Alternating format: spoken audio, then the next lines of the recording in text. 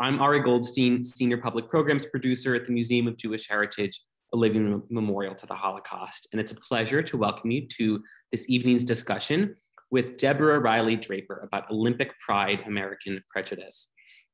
Deborah is an award-winning filmmaker, motivational speaker, and ad agency veteran who was named to Variety Magazine's Top 10 Documakers to Watch list in 2016.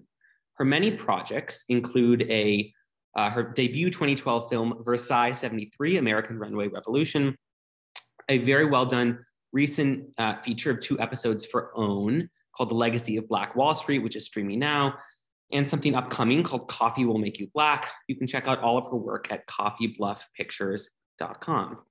We're here this evening to discuss Deborah's 2016 film and recently released book compendium, Olympic Pride, American Prejudice, which recounts the stories of 18 African-American athletes who dared to defy the racist Jim Crow laws and Nazi Germany to dominate at the 1936 Berlin Olympics. We actually hosted Deborah here at the museum in 2016 when her film first came out, right after the 2016 Summer Olympics in Rio. And we're delighted to have her back 5 years later rather than 4, as we are watching this year's 2021 Summer Olympics in Tokyo. And we're also celebrating the release of the book version of the film. Both the book and film are excellent, and we hope you'll take a look at them if you feel inspired by today's discussion. Deborah, welcome. Thank you. I am so thrilled to return via Zoom, but thank you again for the invitation.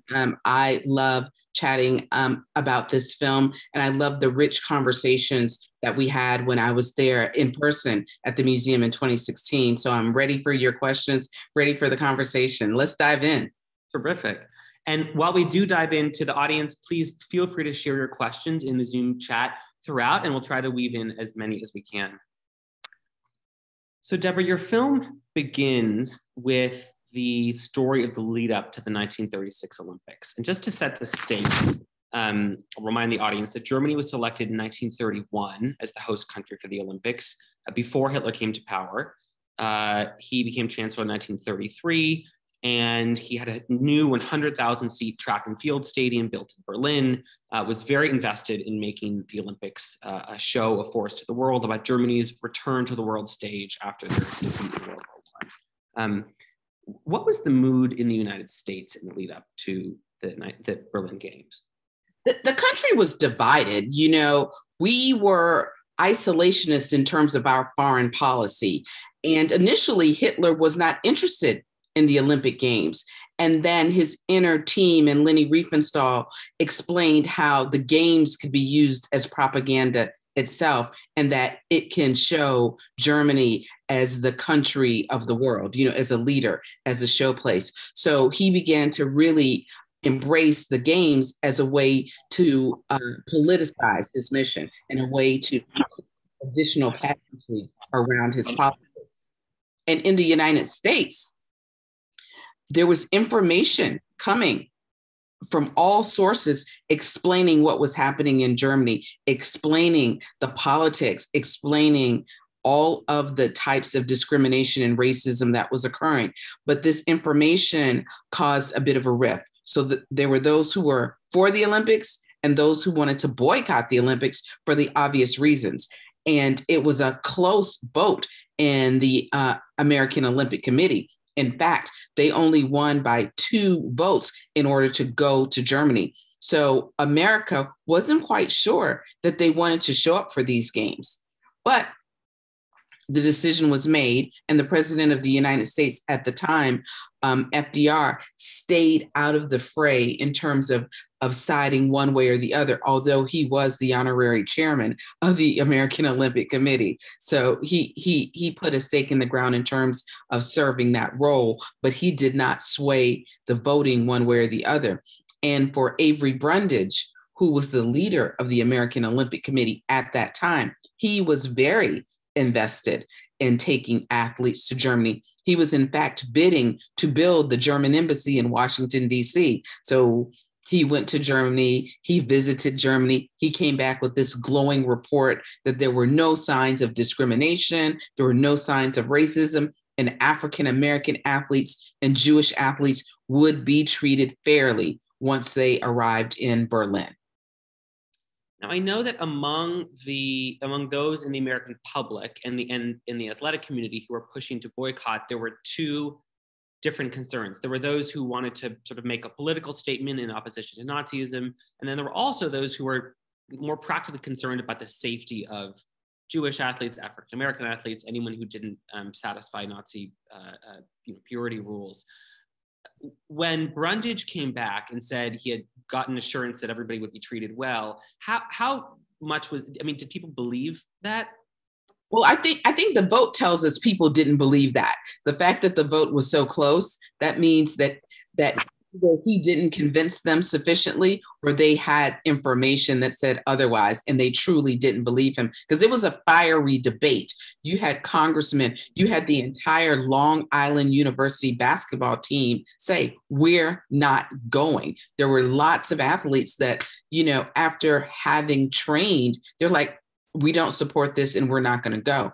And then there were some athletes on the opposite side of that irrespective of the threat of potential bodily harm and these politics, they wanted to go and they wanted to prove that they were equal and or better than these Aryan athletes that were receiving all the accolades from Hitler. So there were a lot of professional, personal, and political reasons happening on both sides of that argument. And everyone who was concerned for the athletes, that's a real argument.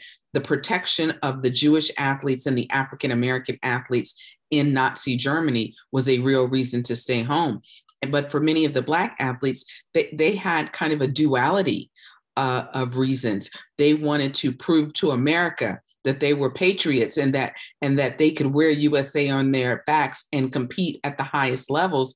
And hopefully, if they did, they wouldn't be regarded as second-class citizens. Hopefully, if they did, they can maybe eradicate some of the scientific racism that plagued the community. So there were a lot of reasons to fight for going for these athletes and for some of the marginalized communities like the African American community who needed to fight racism in Germany and racism at home. It strikes me that, it's the 19... It's not dissimilar from the racial laws that the Nazis were putting in slowly throughout the 1930s into effect against Jews in Germany. And you have African American athletes who, understanding in a very real way the situation in the United States, want to go to Germany to change that. And it sounds like you have a lot of Jewish athletes who are calling to boycott the German games and maybe less directly acknowledging what's happening in the United States. It's a little rich for the American American activists at this time to boycott the games for the sake of racial equality, isn't it? Well, it's kind of, for these athletes, who's the most racist country, right? How do you make a decision at this point? Because a lot of the American eugenics community was informing what was actually happening in Nazi Germany. So that information of scientific racism, that information of who is stronger, fitter, and who deserves to be an American was also information that was being transferred to Europe and Germany specifically. So for a lot of the Jewish community, they weren't actually thinking of the Jim Crow laws and the things that were impacting the African American community in the same way the African American community was thinking of it. They were thinking very much about the horrific things that were starting to happen in Germany. And the African American athletes were thinking about both. So there was a line I wrote down from the film that struck me. After you described the vote of the American Olympic Committee, you say, the American team will go to Berlin, a win for Brundage and for Hitler. It's a complete win for Brundage and Hitler. Because as I said, Brundage is bidding for this German embassy. He owns a construction company and he wants to win this bid. And he's the president of the American Olympic Committee. He does not want to not go. He wants to take his team there. He wants to shine. He wants to show up. And he also wants to impress Hitler. As we would learn, he is a Nazi sympathizer. But for Hitler, this is great news. America is coming to his games, because if America had boycotted his games, that would made his games not as important, not as impactful, and certainly the ticket sales would not have been as great. So America is coming to Berlin. America is coming to Nazi Germany. That also signals that America potentially approves of his politics, that America potentially, it could be considered that they think this is a place that is okay, safe for them to bring their team.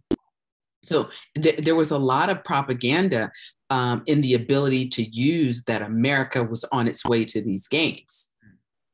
Now, of course, if they didn't go, we wouldn't have gotten the stories of Jesse Owens and these 17 other athletes.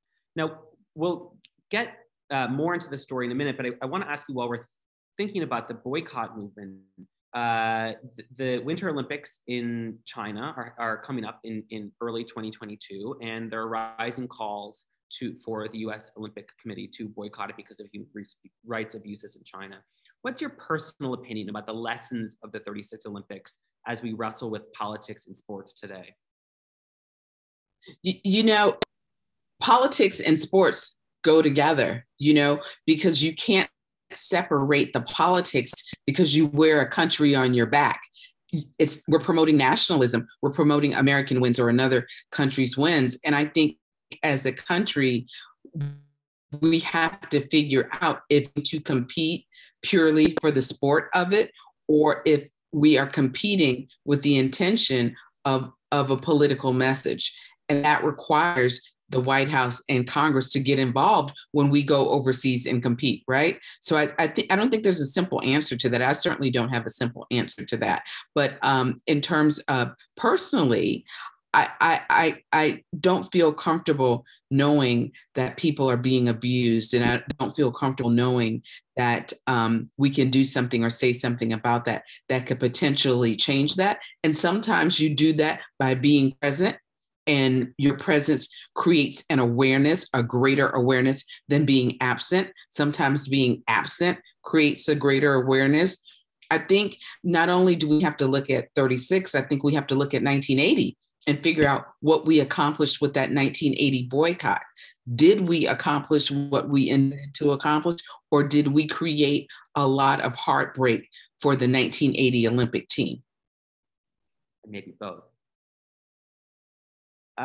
So after the U.S. Olympic Committee votes by a very slim margin to proceed with heading to the Berlin Games, they embark upon the Olympic trials where they're selecting who's going to be on the team. And they end up selecting 18 African-American athletes out of a team of about 400 Americans. Can you give us sort of the profiles of the group of 18? Who were they? Oh my gosh, what an incredible group of athletes. And I encourage everyone to go to coffeebluffpictures.com and 1936olympicsmovie.com to learn about them. But when I was learning about these athletes, and let me tell you, I thought there was only one. I thought there was just Jesse Owens. That had been my history of this particular team. But it included two women, two Black women, Tidie Pickett and Louise Stokes. Tidie was from the south side of Chicago. She was a hurdler. Louise Stokes was from right outside of Boston, Massachusetts. These women, these are athletes. This is a dream team we're looking at in this photo right here. These were some of the fastest track and field athletes in the world. And these two Black women made the team in 32. And they were benched because of racism. So now they were back on the team in 36, very hopeful and hoping that they will get a fair shot and that they would have inclusion and access and equity as Olympians to be able to compete for medals. So they're rather incredible. Also on the track team, you had Dave Albritton, who was Jesse Owens' roommate at Ohio State. You had Ralph Metcalf, who was a graduate of Marquette and in grad school at USC. He would go on to be a congressman from Chicago. He would write the resolution for Black History Month and be one of the co-founders of the Congressional Black Caucus. You had Mac Robinson. Mac Robinson was the older brother of Jackie Robinson. And so Mac Robinson came home as an Olympian, as an elite athlete. So you know that had a profound impact and effect on his little brother, Jackie Robinson. So if Matt can run in front of Hitler, Jackie can certainly grow up to integrate baseball. So these brothers were elite athletes. And you had, John Woodruff, who competed at University of Pittsburgh. You had a weightlifter, you had boxers, you had this wonderful array of from 18 years old to the mid 20s. So these were young athletes. Most of them were either they had just graduated high school or they were in college, or if they were like Ralph Metcalf, they were in graduate school. So they were young college athletes. Archie Williams was a mechanical engineering major at Berkeley. He had a 4.0. James Luval had a 4.0 at UCLA. So they were student athletes. They were incredibly smart, incredibly talented, very diplomatic, and they wanted to represent America. They wanted to represent Black America. They wanted to represent their communities, and they wanted to represent themselves. And they knew how much was at stake, because this was a time period where respectability politics was critically important for the Black community. So, they knew they had to go and they had to perform at the highest levels, because any failure would be a direct and completely direct hit to the African-American community in terms of, this is why we shouldn't let them go, because they failed. So that was this burden that these young athletes carried with them. We talked about it. There's not mental health for the burden of being American and Negro at that time, but that must have been a heavy burden. I can only imagine. Here's many of the group of 18 on the boat heading over to Germany. Deborah, did this group of 18 represent a fairly a broad slice of Black America at the time? I mean, in listening to you, it sounds like this was a very educated group. It doesn't sound like many of them were from the South. And what patterns did you notice in who among African Americans was able to make it through the Olympic trials into this elite group? Well, they were from the South. The Robinsons, Mamie Robinson, Jackie's mother, she left the plantation that they sharecropped on and moved to California in the middle of the night when they were young, because she wanted to get those kids out of that oppressive sharecropping system in Georgia. Jesse Owens and Dave Albritton were from Alabama. And their families were sharecroppers, and they moved to Ohio so their boys can get a better education. Jimmy Luval was from the South as well. He was from Virginia, and his parents moved to LA. So these were African Americans who were very much understanding that the migration to the North and the West could provide a better life for them and their children. And perhaps as early as the 1930s, their kids could actually be high school graduates and go on to college. What you see here is zero representation from historically Black colleges. They weren't selected. And you don't see any Division I schools from the South, because, the University of Alabama's and some of the SEC and ACC schools at the time hadn't integrated yet. It'll be another 30 years before those schools would have Black athletes. So you didn't see Black athletes showing up from those schools. You see the schools represented are UCLA, Marquette, USC, Berkeley, Ohio State, Illinois State for Tidy. So that's kind of the migratory patterns. So you had these Southern African Americans moving away from the oppression of Jim Crow in the South and trying to make a way through the Great Migration in cities where they could work, in cities where they can make a life for themselves. And I think Mamie Robinson's an extraordinary story. She's a single mother with 5 kids. She gets them on that train and she heads to Pasadena, California, not a place she'd ever been to before, but a place she heard that might make a good family location for her kids. And she buys a house in an all-white neighborhood and sets up residence for these Robinson boys and girls who would ultimately change sports. It's amazing that the story of the Great Migration is so wrapped up in this Olympic group. There's a question from an audience member about Tidy Pickett and Louise Stokes, the 2 female Black Olympians as part of the team. Can you elaborate a little bit on what had happened to them in 1932 and how that set them up for 36? Yeah, yes. These girls were sprinters. They would come out the blocks with top-notch speed, and they were winning competitions all around the country and in Canada.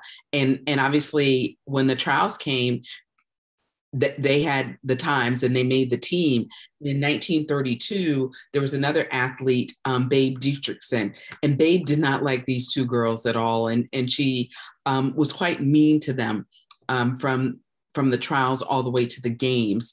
And they suffered at the hands of racism terribly. When they took the train from the Olympic trials in Chicago to get to the LA Olympics in 1932, they stopped in Denver. They threw a banquet for the team. The team didn't invite Tidy and Louise to the banquet because the hotel where the banquet was held for the track team didn't allow Negroes to eat in the ballroom. So they couldn't participate in the team banquet. They were allowed to eat in the attic. So think about the pressure and think about the emotional trauma and the PTSD that puts on young women of any race when you are isolated and when messages are sent to you that you are less than or you're not equal to. You're going to eat in the attic, and everyone else gets to have an amazing dinner and banquet in this grand ballroom in this beautiful hotel in Denver.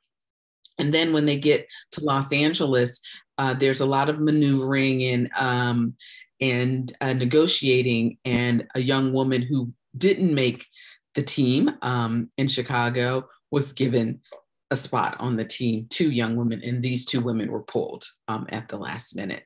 So the spot that they earned, that long train ride from Chicago to Los Angeles to compete, removed.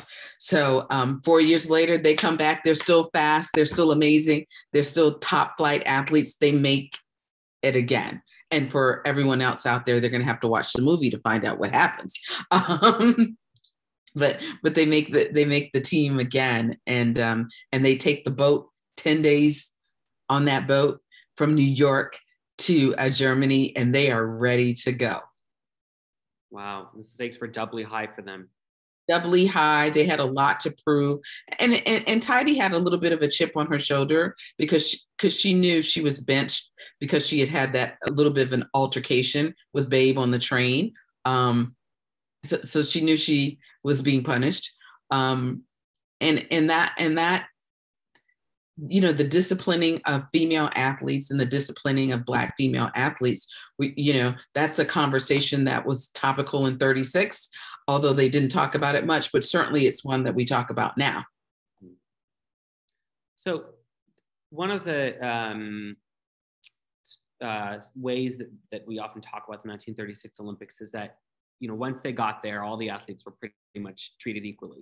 That for propaganda's sake, Germany took down anti-Semitic signs and gave all the Olympians, regardless of their race, positive treatment in the Olympic Village. And that's true, but then their experience of the games are also marred by these stories of people getting cut from the team at the last minute and questions arising about motivations. Can you help us understand that a little bit more?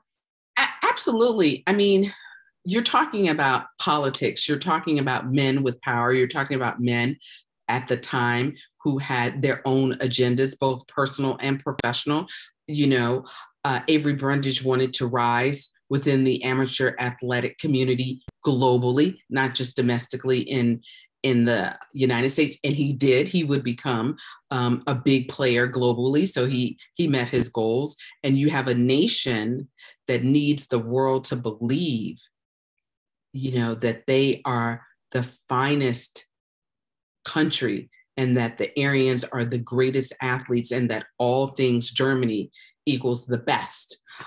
So all of this is at play. So the stakes are high for everyone here. You have sponsors. You have some of the first corporate sponsors of the games. You have the first televised games. So there are a lot of firsts happening. There's a lot of propaganda happening. There's a lot of money to be made in 110,000 seat stadium. There are new companies being born. Adidas, Adi and his brother Rudy One created Adidas, one created Puma, right? One was a Nazi, one wasn't. That's why they split. So a lot of things at stake for a lot of people. And for these athletes who want to run and jump and compete because that's what they've been training to do, they become pawns in this game. And for the Jewish athletes who were a part of the relay team, they were very excited. They had one job. They got on the boat, 10 days, one job. And that job was to run the relay. And when it was time to run that job, Avery Brundage pulled them off the relay team and replaced them with 2 white athletes. And so these 2 young Jewish kids, Sam Stoller and Marty Glickman, young, one was a freshman in college and one was an upperclassman. Look at that face, these smiles. They're so ready when this picture is taken on the boat for the journey that they're about to take to go run in the Olympics. And they made a conscious decision not to boycott. They wanted to go.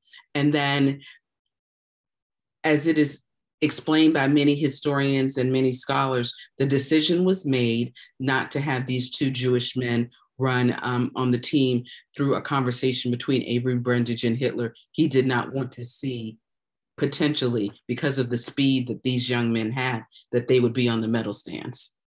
Because that means they had the potential of 2 Jewish young men on the stands getting a gold medal.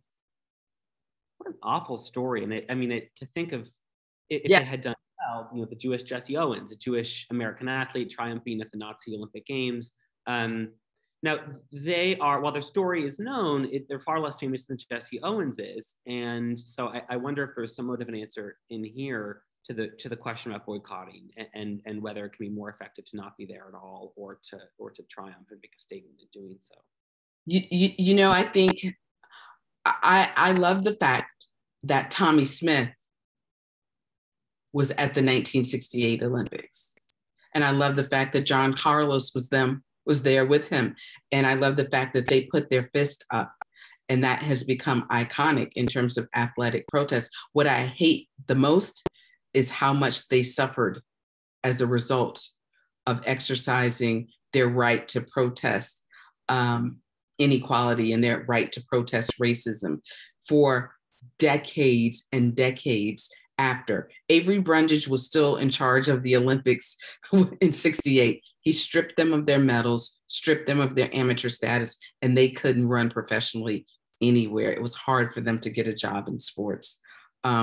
So they took a stand, and I think one of the greatest stands in sports, and they suffered for that.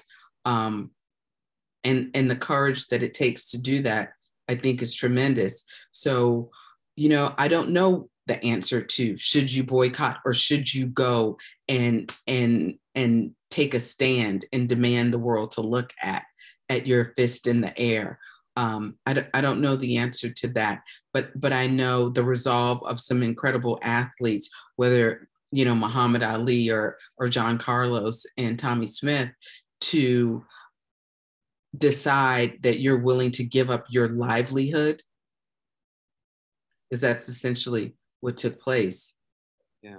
Say that I can't support racism. It's pretty powerful.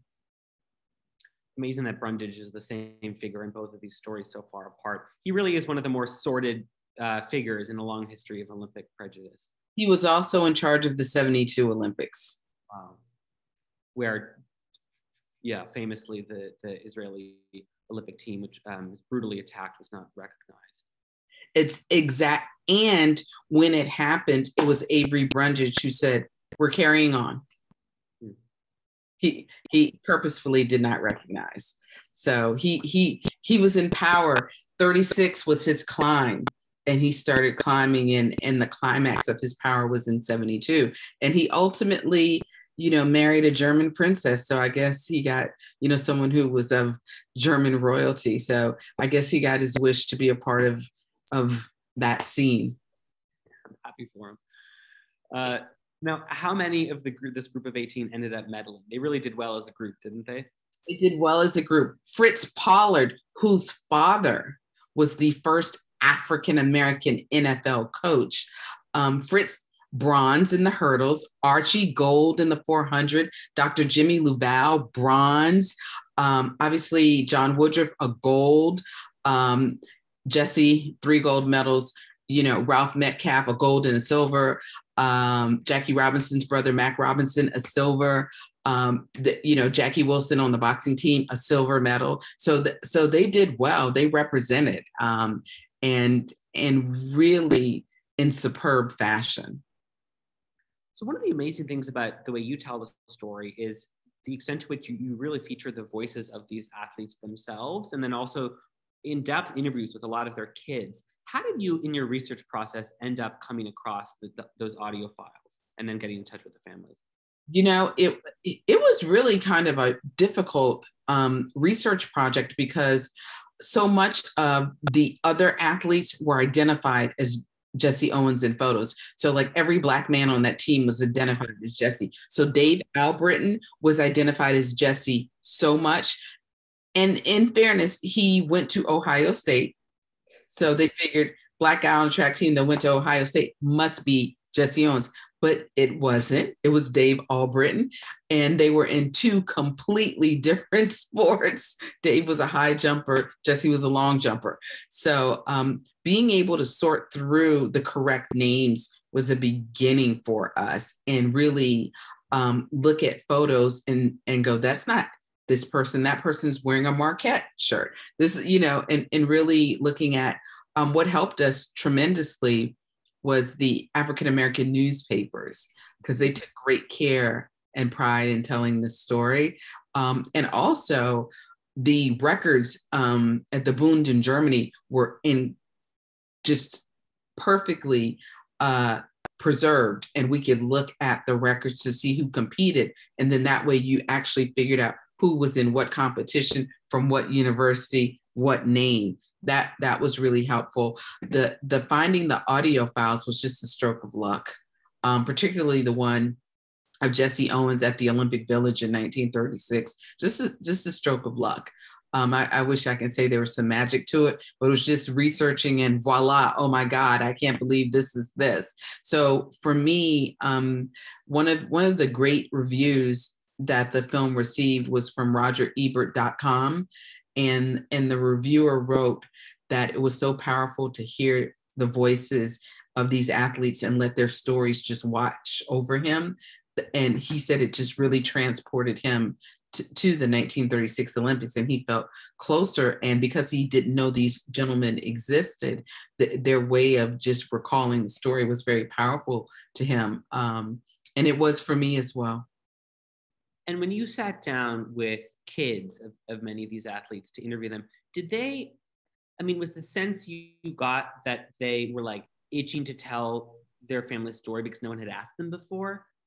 It was slightly mixed. A couple of them said people had reached out to them before about their family, but nothing ever happened, false starts. So they wanted this for their family. It was important for them, important for their community, and important for all of us, because as we watch the critical race theory debate, move across our country, what that's telling us is the history of African Americans and marginalized people are not important. And we don't want to talk about it, and we don't want to learn about it. So it's important that we create these opportunities for families to tell their stories, for people to tell their stories, so that we can understand honestly what happened and be a part of a public history stewardship that includes all the voices, not a one-sided stewardship. It really is amazing to read your book or watch your film and then sit back and pay attention to the Olympics as they're happening now and the issues that are coming up and participating in the joys and the sorrows of the athletes. There's so much that's resonant from this story. And in that sense, it's really public history because it happened 85 years ago, but it's alive today in a lot of ways. It is definitely public history. And as the public, we are responsible for our history. We're responsible for moving our history out of the shadows and out of the nooks and crannies and laying it bare, the good, the bad, and the ugly, because we have to do that. That's the only way we can reconcile. That's the only way we can deal with the trauma and the hurt and the joy, and also be able to understand what has already been accomplished, so we don't have to rework the same problem every 5 years.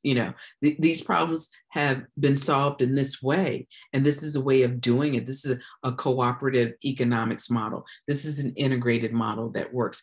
So I think that's really important. Deborah, an audience member named Victoria is asking if the newspapers you mentioned, were the African-American newspapers where you found so much of your source material, if they're available online. Absolutely. UCLA has digitized so much of the African-American newspapers, and it's just really a wonderful source. In addition to that, the Chicago Defender, the Pittsburgh Courier, the Atlanta Daily World, they all are beginning to digitize all of these issues. So you can Google the African-American newspapers. A ton of them are at Harvard University as well, a lot at Yale. So they are available. And it was just like a treasure to be able to find them. And keep in mind, these Black newspapers were so powerful at the time. They reached Black America, and they even sent reporters to Germany to cover the story. So they're on the ground covering the story in ways Southern white newspapers did not, and refused to cover, because they were fine with saying Jesse as this singular African-American anomaly, but they were not fine with recognizing there are 18 great student athletes, and Archie can fly a plane, because he would, go on to be a Tuskegee Airman with his mechanical engineering degree from Berkeley. That was not the image of the African-American they wanted to publish. So that's why you didn't see or know that there were 18 of them. You knew that there was one. So there were Black American reporters on the ground in Berlin covering the games. Wow. Yes. Were there Jewish reporters there? And did you dig into the Jewish press at all as part of your research? Absolutely. What we had available from the Jewish press was really in the lead up. And it was great because you really understood what the rabbis were doing in terms of hosting these boycott meetings and informing athletes and informing families of what was going on in Germany. So the coverage up to the vote was incredible. We saw a lot of that coverage. I did not see as much coverage during the active games. Of the Olympics overall, or of this group of 18 African-American athletes? Of this group of 18 African-American athletes. There was lots of coverage of Gretel Bergman, and she was absolutely a treasure. It was such an honor to meet her. I met her when she was 100 years old. She had been married at this point she'd been married for 75 years, and her husband had just passed away. And both of they'd lost both of their parents in the Holocaust. And so they found each other, just two young people found each other in New York and fell in love, and they remained in love and remained married for 7 decades. And he, oddly enough, had been a track athlete as well. He was a Jewish track athlete. She was a Jewish track athlete. Both grew up in Germany, both got out of Germany alive, and found each other randomly in New York. It's the most beautiful love story. And I remember, this is so precious, when I went to see Miss Gretel, and I went to her house in Queens, and she was like, "I want you to meet my baby boy." At this point, her baby boy is like 77. And it was so precious. And Gary comes out, and I'm talking to him. I'm like, oh my God. And her mind was so sharp. And Gary warned me, he's like, my mom cusses a bit. And she did. But she was great. And she could recount the moment that she was on this German team, and she's this Jewish athlete on the German team, and they sent her this letter that says, "We're kicking you off the team." you're not going to be able to compete. After we went through all the pomp and circumstances of announcing that we have this, Jewish female high jumper on the German team, they send her a letter, you're out. And she never got to compete. And she tells this story in a way that, you see in the film, it breaks your heart. So this young girl is all set, to compete. And she didn't want to compete in the first place for Germany. She had gone to England so she could compete for the British team, but they forced her father to bring her home and make her compete for the German team. And then once the announcement's made, they cut her. There is such a rich history of Jewish athletes in Germany and in other places in Europe before the Holocaust that I think is too often forgotten about. And Gretel Bergman's story as the lone German Jew who was then kicked off the team, and then Sam Stoller and Marty Glickman's stories as the American Jews who were unable to compete are pretty, I think, sad reflections of this, of the moment in history, and also of a lot of the memories of this time that are lost. We do have in our collection at the museum some amazing sports jerseys and other artifacts of Jewish athletic life in Germany before the war. So we try to tell the story through those, but not enough people know it. There were incredible Jewish athletes in Germany. And Gretel, obviously, she knew a lot of them, and just the sheer disregard of these athletes and the lack of support that they received is a story that still needs to be unpacked further and told. Totally. Just publishing here a comment from Bob Lamb in the audience about the Robinson Memorial at Pasadena City Hall, which is a great place to go and learn about Jackie and Mac Robinson. Besides your film, Deborah, and the Robinson Memorial, is there anything else out there that commemorates this group of 18? We are so fortunate that this film and this book does that. One of my proudest moments is that when we were making this film, these 18 athletes never were recognized by the White House. They were never, which is kind of customary with the Olympic athletes, they were never invited. So the first time they received an invitation was as a result of this film. They had all passed away, but their families on September 28th, 2016, they were able to visit on behalf of these athletes, the Obama White House, and they were greeted and recognized as these 18 athletes. And the USOC recognized them that same weekend for the first time in USOC history. So for me, that is huge. That was huge. I'm not that big of a crier, but that in that moment, I was overwhelmed. And when I think about it, I get a little teary-eyed too. But finally, these men and these women were recognized. And after the families met the president, we took them to the National Portrait Gallery and they saw the film for the first time. And I'll never forget Tidy Pickett's daughter crying because she saw footage of her mother competing for the very first time in her life. She saw her mother running the hurdles in Nazi Germany. Oh my God, what a remarkable moment. Allison Felix was there and some other athletes, and it was an emotional moment because it wasn't about America and it wasn't about Germany. It was about these kids and grandkids, and in one case, a spouse that was looking at footage of a loved one compete in Nazi Germany for the first time in their life. They had heard that their loved one was there. They had seen footage of Jesse Owens, but this was now footage shot by Lenny Riefenstahl and a lot of other people, amateur videographers of the time, that depicted the first Black woman to compete for the United States in the Olympics. And there it was. There's the footage to prove that she was there and that she competed. So that to me, is why I love making films. So often, and I just want to invite the audience to please share any questions that are on your mind.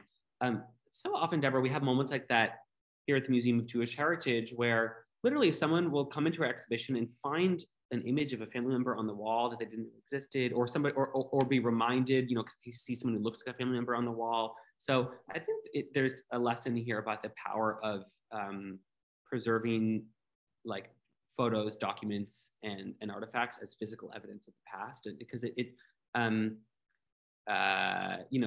now with technology, there's all sorts of ways that we can connect people to the past, but there's kind of no replacement for seeing something really authentic. There's no replacement for the power of watching your mom, 30 years before you were born, or your grandparents 30 years before you were born, or your mom 20 years before you were born. As a teenager, you get to see a parent or a grandparent as a teenager. Who gets that opportunity? It's rare to see footage of a parent as a teenager competing, and to see the swastikas and to see all of that. And it was overwhelming for Tidy's daughters because they understood their mother's place in history. I'm just going to pull up, there's a couple photos we haven't gotten to that are great. So I want to pull them up. And if you could just walk us through what we're seeing in these. Oh my gosh, this is wonderful. They were roommates on the boat. This is on my left. That's Archie Williams, University of Berkeley. He would become a Tuskegee Airman, mechanical engineer, and then he would become a computer science teacher after he retired from the Air Force. On my right is Dr. Jimmy Louval. If you are familiar with the UCLA campus, the Louval Commons is named for this very, very fabulous scientist. And he received his PhD, and he held a lot of patents in the processing for Kodak. So these, at the time, that's what they did later. At the time, these are two college kids. And as Jimmy and Archie tell it, they're just on the boat having a good time, trying to meet girls, telling lies about who they knew, and just doing college kid stuff, just filled with joy and excitement and amazement that they are leaving home, going to another country for the first time to compete internationally. And they were in the same sport, and 400, and they were roommates on the boat. So that's what we're looking at here. Just two young college kids, one at Berkeley, one at UCLA. You can tell they're having fun in this picture. Yeah. How about this? Well, this is Archie. This is their race. Archie wins the gold, and Dr. Jimmy Louval wins the bronze. And so, they at this point they've become great friends, and they've been competing in California in the collegiate circles. But here they are. They both get to go on the medal stand together in Nazi Germany, finishing first and third. Okay, let me just do one more here. This photo's great. Gosh, who isn't in this photo? You've got Jesse Owens, you have Mac Robinson, Dave Albritton, Cornelius Johnson, Fritz Pollard down there at the bottom, John Brooks at the bottom. So you have men's track and field. This is in the Olympic Village. This is near their dormitories in the Olympic Village, and they're just kind of outside hanging out, having a good time. One of the reporters from the Pittsburgh Couriers in that photo as well. So these are young Black men in Nazi Germany. And I always love the fact that, they just look so great, and one of the things that happened a lot to them, they received so many invitations to dinner and to coffee, people wanted to get to know them. And in their diaries and in a lot of their letters, they write about how so many of the German families were kind to them. They were they didn't have anything to do with the Nazi regime, but everyday people offered them a cup of coffee. They also remarked that they didn't have to go through the back door of any hotels or restaurants or any place that they went when they were sightseeing, and that they could ride on the bus and sit wherever they wanted. To go through that and to win so successfully, and then to come home and be subject to those same laws again. must have taken a real toll. Think about it. So when they got back to New York City, when the boat landed back in the New York harbor, they threw a party for Jesse, having won 4 gold medals and for the rest of the team. And these 18 had to go through the back door of the hotel, through the kitchen, to get to the party. And the party was for Jesse. Wow. We're coming up on the end of the hour, so I want to ask you this as our last question. Are you watching the Olympics today? And what's going through your mind as you are? What's going through my mind is how we can actually think about sport in a different way. One of the things that I love about little kids is like, you can just take 8 kids from wherever. They don't have to know each other. You just like throw a ball on the ground and all of a sudden they start kicking, throwing, and they forget about the baggage and the preconceived notions and they just play together and they have fun. And I want the athletes to have fun. One of the things that we do is we put so much pressure on them, and we hang a lot of our nationalism and political hopes on them. And that's such a huge burden to bear when you're 14 or 15 or 16 or 17. So I think about that, and I've been thinking a lot lately about their mental health, because now people are having conversations about that. And that's a really important conversation to have when you're talking about kids that give up everything for 12 or 15 years of their lives and they just train. And I wonder how or what type of coping mechanisms these 18 athletes had back in 1936. And I would love to know what their playbook was to remain so poised and so calm and have such a graceful possession of their abilities to win under those circumstances, when you're discriminated against, when you're oppressed, when you're marginalized on both sides of the Atlantic. Well, while we can't know precisely, we can learn so much about that from your stories. Yeah. Deborah, I'm so grateful that you spent this time with us this evening and gave us a window into this piece of history and into your process in telling this history. To our audience, you can order Deborah Riley Draper's book, Olympic Pride, American Prejudice, at the link in the Zoom chat. And you can find her film of the same name across the internet, including on YouTube, Amazon Prime Video, and Peacock. And Sundance and Peacock. Mm-hmm. Strongly recommend it. And her 2-part feature on the legacy of Black Wall Street is excellent to further consider American history and African American history. Yes, absolutely. I thank you, and I thank you for the opportunity to have these cross-cultural conversations. It's really, really important because we have a shared history, Jewish America and African American history. It's really shared from the establishment of the NAACP before that and forward. There were so many times our communities really found strong bonds, and we have such strong joint stories to tell and joint experiences to share. And I think we should continue to have these dialogues that open up the discussion around how much our communities have worked together and created things and experiences together. Said beautifully, and things like your film help create a foundation for that dialogue. So we're grateful. Thank you. We're thankful to everyone for tuning in tonight. Everything we do with the museum is made possible through donor support. So thank you to those of you that are members and donors. And if you're not, we hope you'll consider making a contribution or signing up to become a member of the museum. We look forward to seeing all of you online or in person sometime soon. And we wish everyone a great evening. Thanks again, Deborah.